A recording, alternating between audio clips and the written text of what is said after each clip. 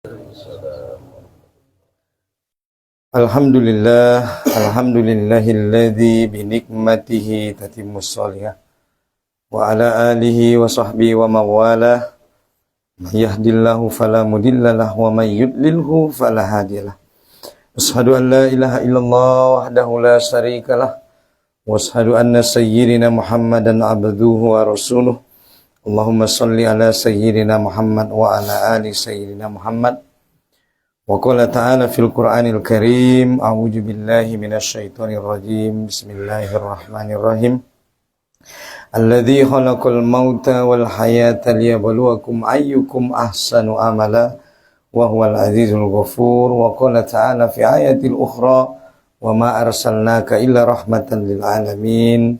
Amma ba'd, segala puji syukur kehadirat Allah Subhanahu wa taala, sehingga pada malam hari yang berbahagia ini kita masih diberikan oleh Allah segala nikmat dan karunia, yang dengan itu semua alhamdulillah malam hari ini kita bisa bertatap wajah, bersua muka di sini dalam rangka melaksanakan kajian rutin setiap bulannya yang diadakan di rumah-rumah kita, yang insya Allah mudah-mudahan kegiatan kita ini mendapat berkah, rahmat dan ridho dari Allah Subhanahu wa ta'ala, dan insya Allah ini semua akan menjadi catatan amal pahala bagi kita, dan ini adalah usaha dan jalan bagi kita untuk dapat meraih surga dan ridho Allah Subhanahu wa ta'ala.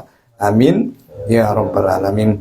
Salawat salam semoga senantiasa terlimpah tercurah kepada Sayyidul Anbiya wal Mursalin Khatamun Nabiin, beliaulah baginda Rasulullah Muhammad sallallahu alaihi wasallam.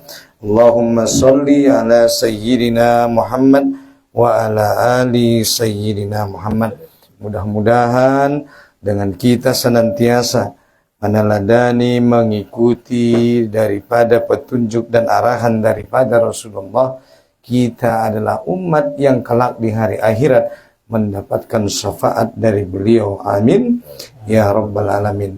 Jamaah majelis taklim yang dirahmati Allah Subhanahu wa ta'ala, tak terasa waktu berjalan begitu cepat, dan mungkin kita akan masuk ini di penghujung tahun, dan kita juga tak lama lagi akan memasuki tahun yang baru.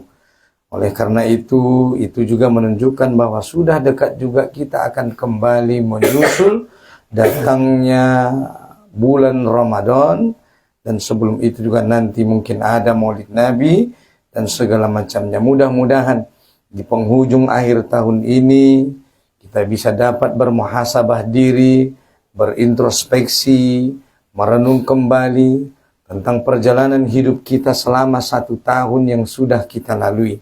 Apakah selama 1 tahun yang telah kita lewati, adakah amal-amal baik yang selalu kita lakukan, ataukah justru sebaliknya?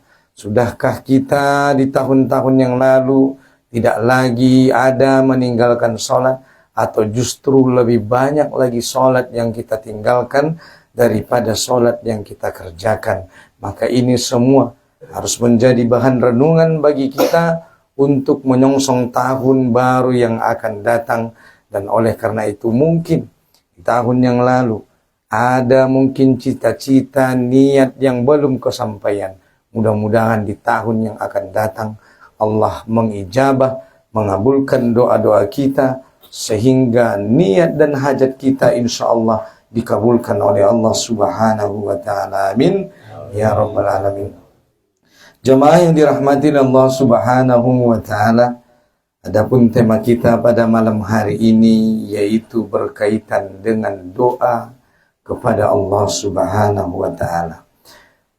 Bapak-bapak yang dirahmati Allah Subhanahu wa ta'ala, dikatakan oleh Allah Subhanahu wa ta'ala bahwa doa adalah ibadah. Sebagaimana Allah mengatakan ad-du'a mukhul ibadah. Maka ini sesuai dengan yang disampaikan juga oleh Rasulullah SAW di dalam hadis riwayat At-Tirmidzi, yaitu tadi ad-du'a mukhul ibadah, bahwa doa adalah inti daripada ibadah. Bapak-bapak yang dirahmati Allah Subhanahu wa ta'ala, berkaitan dengan doa, Allah Subhanahu wa ta'ala jelas mengatakan di dalam Al-Quran surah Ghafir surah ke-40 ayat ke-60. Surah Ghafir surah ke-40 ayat ke-60. Allah Subhanahu wa ta'ala mengatakan wa qala rabbukum ud'uni istajib lakum innal ladina yastakbiruna an ibadati sayadkhuluna jahannama dakhili. Yang kira-kira artinya, dan Tuhanmu berfirman, ud'uni istajib lakum, berdoalah kamu kepadaku, maka niscaya atau pasti akan kuperkenankan bagimu, atau pasti akan kukabulkan bagimu. Innal ladina yastakbiruna an ibadati sayadkhuluna jahannama dakhirin. Sesungguhnya orang-orang yang menyombongkan, istikbar, orang-orang yang menyombongkan diri dari ibadah kepadaku, maka kelak di hari akhirat akan aku masukkan mereka ke dalam neraka jahanam dalam keadaan hina dina. Jemaah yang dirahmati Allah Subhanahu wa ta'ala, dalam ayat ini Allah menjadikan bahwa doa sebagai ibadah. Jadi doa itu termasuk bagian daripada ibadah. Maka berdoa hukumnya di dalam Islam adalah sunnah. Tidak wajib tapi sunnah. Maka berdoa adalah ibadah yang sunnah dan dianjurkan oleh Allah Subhanahu wa ta'ala. Maka siapa yang enggan berdoa karena merasa sombong, maka kelak di hari akhirat Allah akan memasukkan dirinya ke dalam neraka jahanam.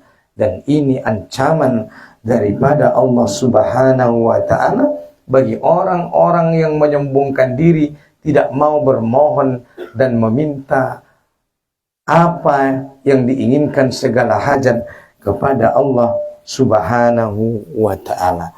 Maka sudah seharusnya senantiasa kita selalu berdoa kepada Allah Subhanahu wa ta'ala, sebagaimana kita juga senantiasa selalu berdoa di dalam setiap hari kurang lebih 5 kali dalam sehari semalam. Bukankah juga sholat 5 waktu yang kita lakukan itu adalah semuanya adalah doa-doa kepada Allah Subhanahu wa ta'ala. Maka jangan pernah kita meninggalkan ibadah. Karena sholat juga merupakan bagian daripada doa-doa. Nah, coba kita perhatikan apa isi daripada sholat itu. Semuanya adalah doa kepada Allah Subhanahu wa ta'ala. Doa dan puji-pujian. Nah, makanya perlu kita memahami apa-apa saja yang senantiasa kita bacakan di dalam sholat-sholat kita. Maka kalau ada yang bertanya, Ustaz, kenapa sholat saya tidak khusyuk? Ya mungkin dia tidak paham apa yang dia bacakan, apa yang dia ucapkan dalam doa-doa sholatnya. Padahal apa yang selalu kita ucapkan semua di dalam sholat merupakan doa kepada Allah Subhanahu wa ta'ala. Maka nikmatilah ibadah sholat itu agar kita bisa merasakan bagaimana nikmat dalam beribadah kepada Allah Subhanahu wa ta'ala. Sebagaimana doa yang selalu kita bacakan di dalam doa duduk di antara 2 sujud, senantiasa kita membacakan Rabbi ghufirli warhamni wazaburni warfa'ni warzuqni wahdini wa'afini wa'fu anni. Semuanya sudah di situ. Doa meminta rahmat, doa meminta rezeki, doa meminta ampunan, doa memohon petunjuk, doa diberikan kesehatan. Maka ketika kita duduk di antara 2 sujud membacakan doa itu, jangan kita terlalu tergesa-gesa, jangan kita terlalu terburu-buru. Kadang-kadang karena buru-buru kan, Rabbi ghufirli warhamni, nggak dinikmati lagi. Padahal itu adalah doa yang amat luar biasa. Doa diangkat derajat, doa minta ampunan, doa diberikan rezeki, doa diberikan kesehatan.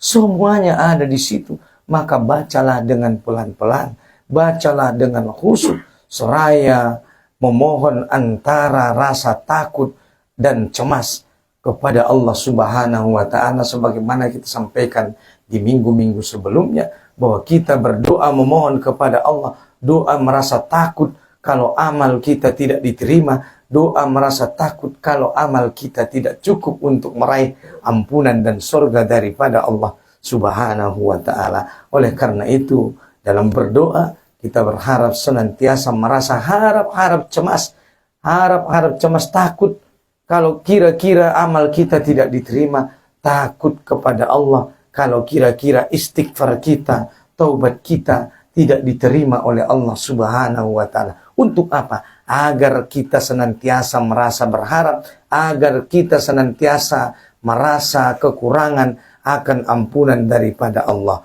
Sebab kalau ada orang yang setelah merasa, saya rasa sudah cukuplah doa saya, kata dia kan, udah cukup ini, udah diterima ini sholat saya ini, kata dia. Padahal tak ada jaminan, tak ada yang tahu satu orang pun apakah ibadahnya diterima, apakah taubatnya diterima semenjak Rasulullah Sallallahu Alaihi Wasallam meninggalkan kita.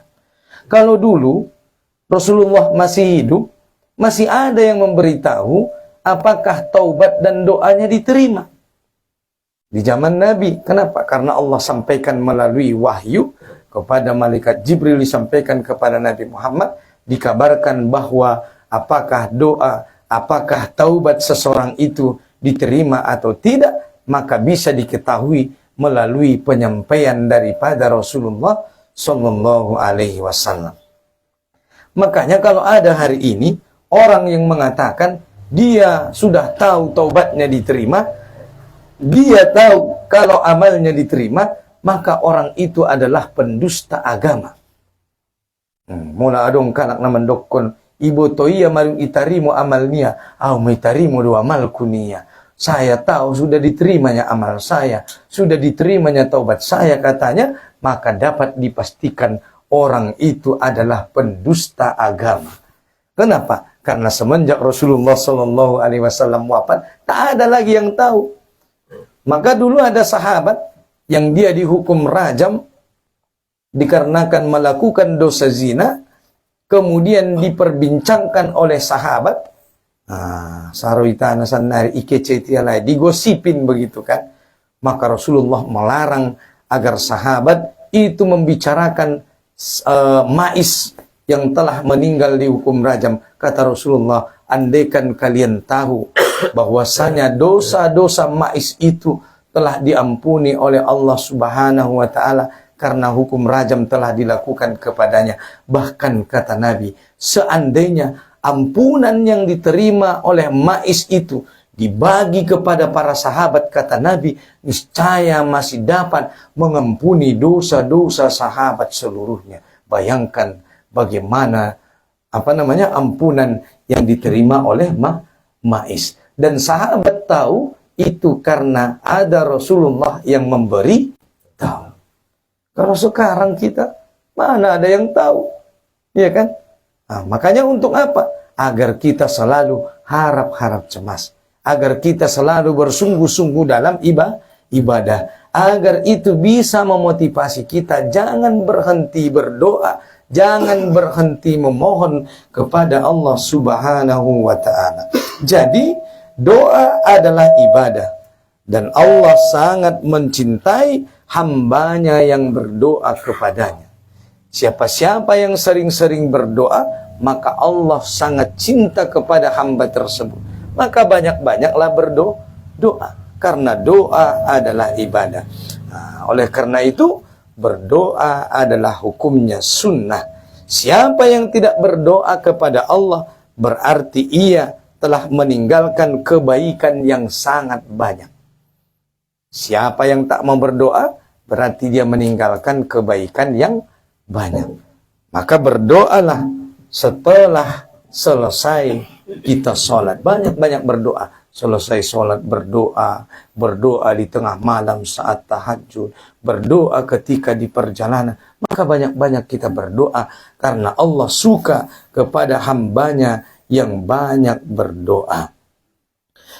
Nah, dan kemudian tadi sangat jelas ancaman Allah. Kepada siapa hambanya yang menyombongkan diri kepada Allah, tidak mau berdoa, seolah-olah dia tidak butuh lagi kepada pertolongan Allah, maka Allah mengancam dirinya dengan ancaman azab neraka api jahanam. Bayangkan, ancamannya nggak main-main. Siapa orang yang menyombongkan diri kepada Allah, tidak mau bermohon dan berharap kepada Allah, maka diancam kelak di hari akhirat, Allah akan memasukkan dia ke dalam neraka jahanam.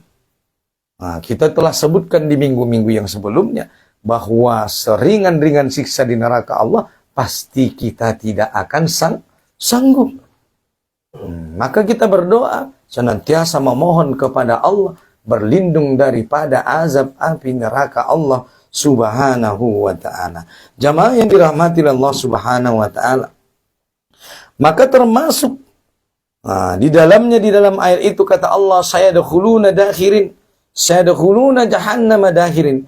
Pasti kami akan memasukkan mereka ke dalam neraka jahanam. Dakhirin di sini berarti adalah dimasukkan ke dalam neraka jahanam dalam keadaan hina dina. Bukan saja dimasukkan ke dalam neraka jahanam, tapi masuk dalam neraka jahanam dalam kondisi keadaan terhina. Ya kan?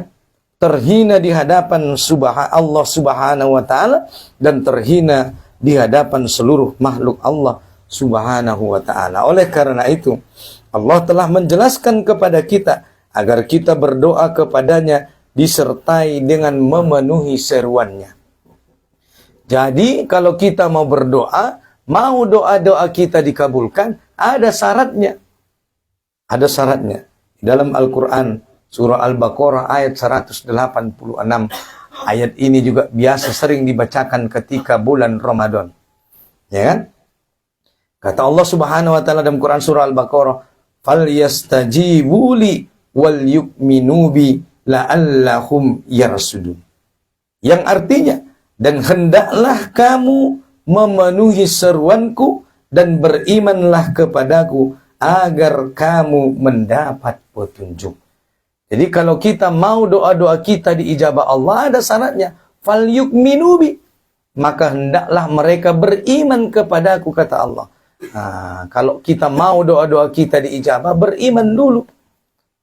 Nah, beriman kepada apa? Minggu-minggu yang lalu juga sudah kita jelaskan. Beriman kepada Allah, beriman kepada malaikat Allah, beriman kepada surga dan neraka Allah, beriman tentang adanya pahala dan dosa, beriman tentang adanya hari berbangkit, beriman tentang adanya hari hisab, beriman tentang adanya alam barzah, beriman tentang adanya azab kubur.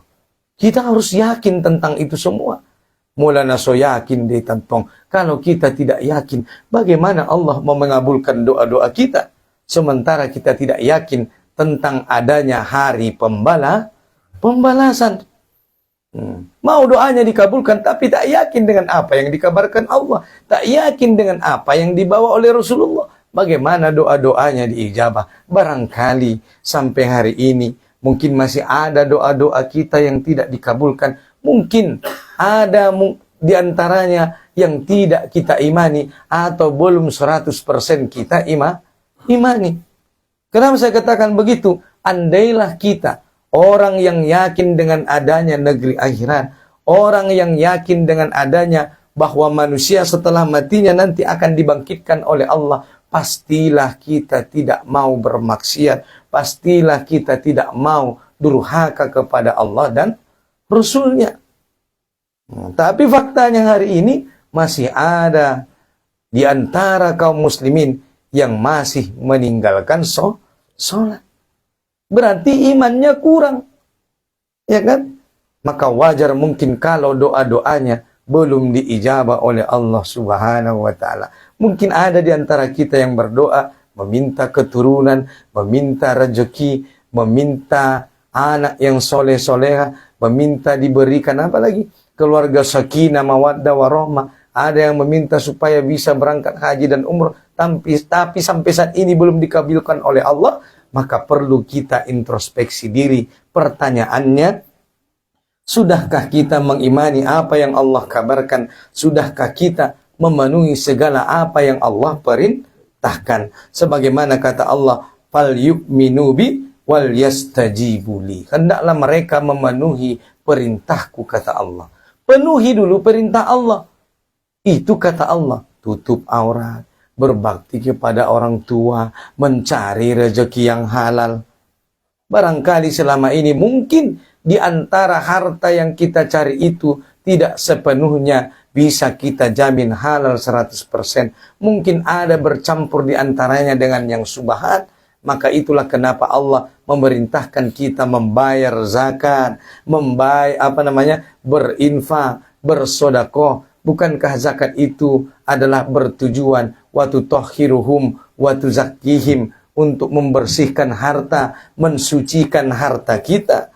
Maka jangan lupa untuk senantiasa juga membayar zakat, berinfak, bersedekah, terutama kepada keluarga terdekat kita sendiri.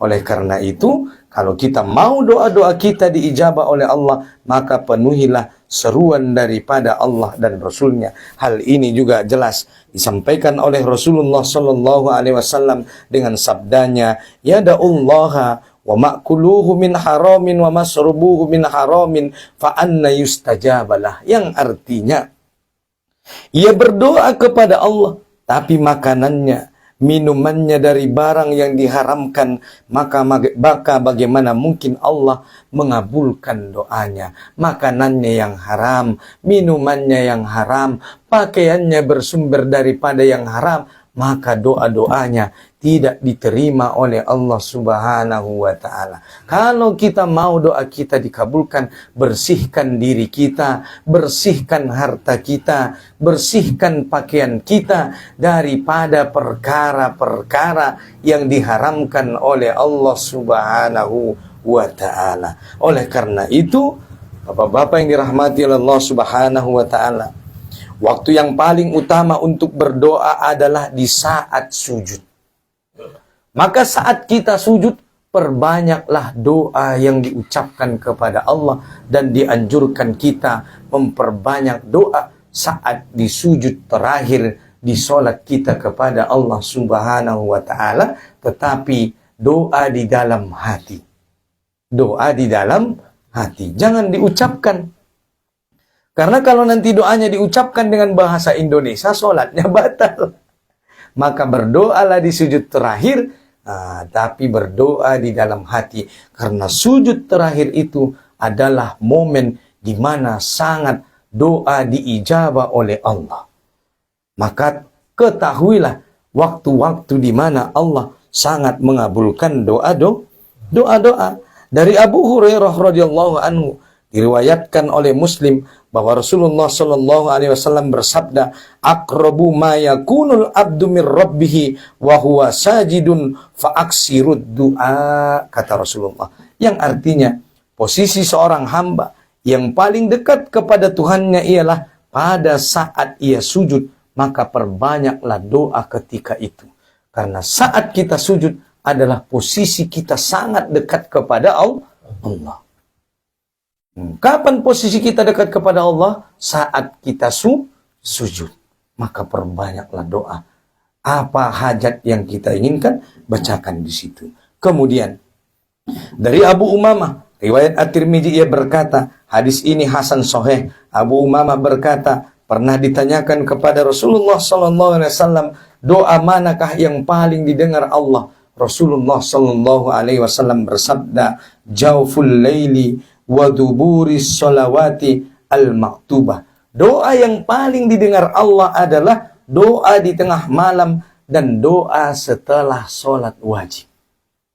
Tadi doa ketika sujud.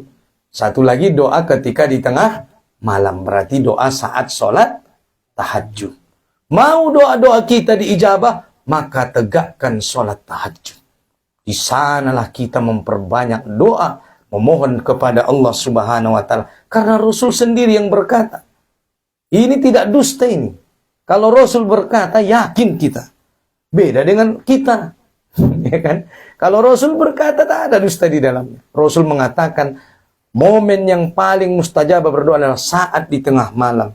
Kemudian ketika selesai sholat wajib. Maka jangan tinggalkan berdoa setelah selesai sholat 5 waktu. Jangan disepelekan itu. Sebagian orang banyak, setelah selesai sholat langsung dia berdiri. Tak baca doa lagi. Seolah-olah dia tidak butuh kepada Allah subhanahu wa ta'ala. Maka jangan tinggalkan berdoa setelah melaksanakan sholat 5 waktu. Karena itu waktu yang paling mustajab untuk memohon segala hajat kita kepada Allah subhanahu wa ta'ala. Begitu juga berdoa di bulan Ramadan. Insya Allah nanti di bulan 3, kalau Allah sampaikan umur kita. Mudah-mudahan Allah sampaikan umur kita di bulan Ramadan. Amin.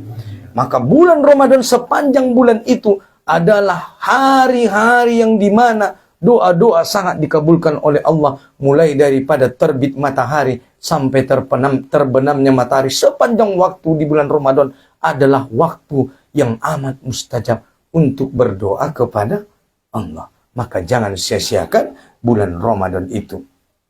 Kemudian dikatakan oleh Imam At-Tirmidzi di dalam hadis, beliau sampaikan sesungguhnya Rasulullah SAW bersabda, ada 3 orang yang doanya tidak akan ditolak. Ada 3 orang doanya tidak akan ditolak. Yang pertama yaitu doa orang yang puasa hingga ia berbuka. Wada'autul mazlumah. Doanya yang pertama, da'autuhum as-shaimu hatta yuftir. Doa orang yang berpuasa sampai dia berbuka. Selama kita dalam keadaan berpuasa, itu adalah waktu yang sangat mustajab berdoa. Kemudian yang kedua adalah wal imamul adil. Doa pemimpin yang adil sangat diijabah oleh Allah. Itulah kenapa kita dianjurkan berdoa memohon pemimpin yang adil. Kata para ulama, seandainya ada satu doa yang Allah kabulkan, maka kata para ulama, aku akan memohon kepada Allah agar dianugerahkan, diberikan pemimpin yang adil. Kenapa para ulama memohon kalau seandainya ada satu doa yang diberikan kesempatan untuk dikabulkan, meminta pemimpin yang adil? Karena kalau Allah memberikan pemimpin yang adil, maka insya Allah kesejahteraan seluruh umat akan terpenuhi. Kalau pemimpinnya adil, maka kalau pemimpinnya adil, doanya sangat diijabah oleh Allah. Sebagaimana para khalifah di zaman dulu, sahabat daripada Rasulullah SAW, ada Abu Bakar, ada Umar, ada Utsman, ada Ali. Mereka doa-doanya sangat diijabah oleh Allah. Banyak kisah-kisah para sahabat dijelaskan di dalam sejarah bagaimana doa-doa mereka sangat diterima, sangat dikabulkan oleh Allah subhanahu wa ta'ala. Itulah kalau pemimpinnya yang adil. Yang ketiga, doa orang yang dikabulkan oleh Allah adalah doa daripada orang yang terzolimi. Maka siapa yang terzolimi, Allah akan mengangkat doanya hingga ada di atas awan dan akan dibukakan baginya pintu-pintu langit. Siapa orang yang terzolimi, doanya sangat diijabah oleh Allah. Sampai dibukakan pintu-pintu langit, dan Allah pun berfirman, sungguh aku akan menolong dia kapan saja. Wa yaqulur rabbi wa izzati la ansurannaka walau ba'dahin. Aku pasti akan menolong doa hamba orang yang terzalimi. Maka kalau kita lagi terzalimi, doanya sangat dikabulkan oleh Allah. Tapi jangan sampai pula kita yang menzalimi. Ya kan? Kalau sempat kita orang yang menzalimi, itu kita alamat akan celaka. Bapak-bapak sudah melihat bagaimana yang lagi barusan viral. Iya kan? Doa seorang bapak penjual es teh keliling. Kita tidak tahu apa yang ada di dalam hatinya pada waktu itu. Sehingga kita melihat hari ini ada satu orang yang Allah angkat derajatnya, ada satu orang yang Allah rendahkan derajatnya, dan Allah Maha Kuasa atas segala sesuatu. Bayangkan itu. Maka jangan kita pernah menganggap remeh doa. Barangkali itu diakibatkan daripada doa si bapak tadi. Kita nggak tahu apa doa dia ketika dia dipermalukan di hadapan banyak orang. Seperti itu. maka jangan pernah menyepelekan orang-orang kecil, jangan pernah menyepelekan doa-doa orang terzalimi. Kita berlindung kepada Allah agar kita mudah-mudahan dijauhkan daripada menzalimi orang-orang, dijauhkan daripada menzalimi istri, dijauhkan daripada menzalimi anak-anak, dijauhkan daripada menzalimi keluarga. Karena kalau kita menzalimi orang, maka orang yang kita zalimi itu doanya sangat diijabah oleh Allah Subhanahu wa ta'ala. Oleh karena itu, kita berharap mudah-mudahan kita tidak bosan-bosan berdoa kepada Allah Subhanahu wa ta'ala. Karena dikatakan keberadaan doa sebagai suatu ibadah tidak berarti bahwa kita boleh meninggalkan hukum kausalitas. Tapi saya sudah berdoa, Ustaz, kok belum dikabulkan katanya, Bang. Iyalah, soalnya dia berdoa saja tapi dia santai-santai di rumah, tidur-tidur di rumah. Ya kapan doanya dikabulkan oleh Allah? Haruslah juga doa itu disertai dengan yang namanya usaha. Manalah pula mungkin Allah mengabulkan doa kita tapi kita tak mau berusaha. Maka doa itu juga harus dibarengi dengan usaha. Kenapa begitu, Ustaz? Karena kita masih hidup di dunia. Di dunia ini ada namanya hukum kausalitas, hukum sebab akibat. Masih ada sebab akibat di dunia ini. Kalau kita melakukan begini, akibatnya begini. Kalau kita melakukan begini, maka akibatnya begini. Maka kalau kita mau sukses, mau kita berjaya, penuhi dulu syarat-syarat kesuksesan. Ada syarat-syaratnya. Karena juga dulu Rasulullah, kalau dia mau memenangkan peperangan bertempur dengan orang-orang kafir Quraisy Makkah, apakah Rasulullah berdoa saja? Tidak. Dia siapkan pasukan. Dia siapkan alat tempur. Dia susun barisan. Dia rancang strategi perang. Barulah kemudian dia bertawakal dan berdoa kepada Allah Subhanahu wa ta'ala. Oleh karena itu, Rasulullah SAW telah menyiapkan pasukan untuk perang Badar. Beliau juga mengatur pasukan masing-masing di tempatnya. Beliau juga telah menyiapkan mereka dengan persiapan yang baik. Kemudian setelah itu, beliau masuk ke dalam tendanya seraya memohon pertolongan kepada Allah. Beliau pada saat itu banyak sekali berdoa. Saking banyaknya Nabi berdoa saat perang Badar, sampai-sampai sahabat Abu Bakar berkata, "Wahai Rasulullah, sebagian dari doamu ini telah cukup." Oleh karena itu, Rasulullah sendiri telah mencontohkan kepada kita, selain kita berdoa, kita harus juga memaksimalkan yang namanya usaha. Maksimalkan usaha. Seimbangkan antara doa dengan usaha. Ya. Oleh karena itu, Rasulullah SAW ketika diperintahkan untuk hijrah dari Makkah ke Madinah, beliau telah melakukan sebab-sebab yang mungkin dilakukan yang bisa mengantarkan pada keselamatan. Pada saat yang sama, beliau juga berdoa kepada Allah untuk kekalahan orang-orang kafir Quraisy agar Allah memalingkan mereka dan beliau menyelamatkan dan mereka bisa selamat daripada kepungan orang-orang kafir sampai selamat ke kota Madinah. Rasulullah melakukan usaha, menyampaikan kepada anaknya Abu Bakar ketika mereka berlindung di sebuah gua, ya kan, agar mereka anaknya Abu Bakar ini senantiasa mengantar makanan pada sore hari dengan membawa kambing-kambing di belakangnya untuk menghilangkan jejak. Sampai Nabi berada di gua itu selama 3 hari 3 malam kurang lebih. Setelah kondisi aman, setelah penduduk kafir Quraisy Makkah tidak lagi mencari-cari Rasulullah, barulah Rasulullah melanjutkan perjalanan sampai ke kota Madinah. Semua dengan usaha. Tidak hanya dengan berdoa. Maka seimbangkanlah antara doa dan usaha. Oleh karena itu, mudah-mudahan segala hajat dan ingin kita, segala doa-doa kita diijabah oleh Allah Subhanahu wa ta'ala.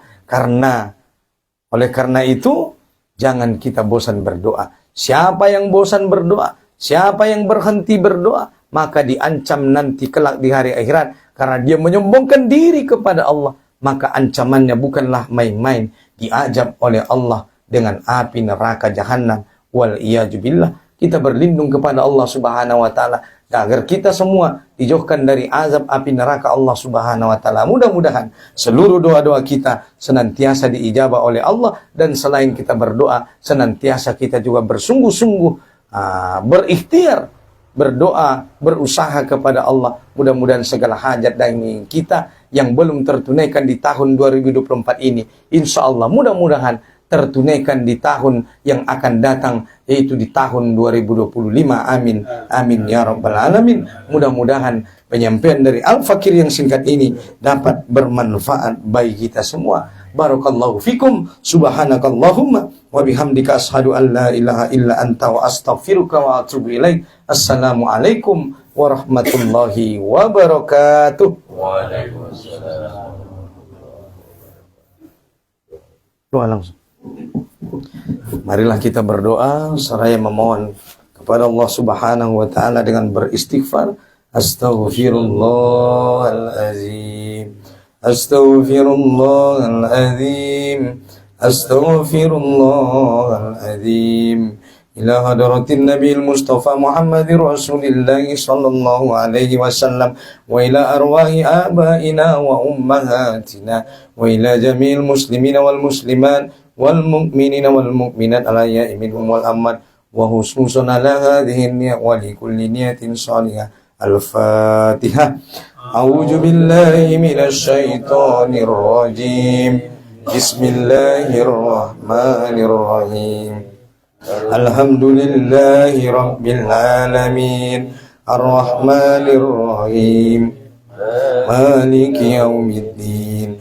Iyyaka na'budu wa iyyaka nasta'in. Ihdinas siratal mustaqim. Siratal ladzina an'amta 'alaihim ghairil maghdubi 'alaihim waladdallin. Amin. Na'udzu billahi minasy syaithanir rajim. Bismillahirrahmanirrahim. Alhamdulillahi rabbil alamin. Walahu wassalatu wassalamu ala asrafil anbiya'i wal mursalin wa ala alihi wa sahbihi ajma'in. Hamdan syakirin, hamdan naimin, hamdan yuafi ni'amahu wa yukafi'u mazidah. Ya Rabbana lakal hamdu kama yanbaghi li dhalali wajhikal karimi wa azimin sultanik. Rabbana la tu'akhidhna in nasina aw akhtana, Rabbana wa la tahmil alaina isran kama hamaltahu 'alal ladzina min qablina. Rabbana wa la tuhammilna ma la taqata lana bih, wa'fu 'anna waghfir lana warhamna anta maulana fansurna 'alal qaumil kafirin. Allahumma ahyina bil iman wa amitna bil iman wasurna bil iman wa la illal jannata mal iman. Allahumma ja'alna minat tawabin wa ja'alna minal mutatahhirin wa ja'alna min ibadikas sholihin. Rabbana ighfir lana wa liwalidina warhamhuma kama rabbayani shaghira.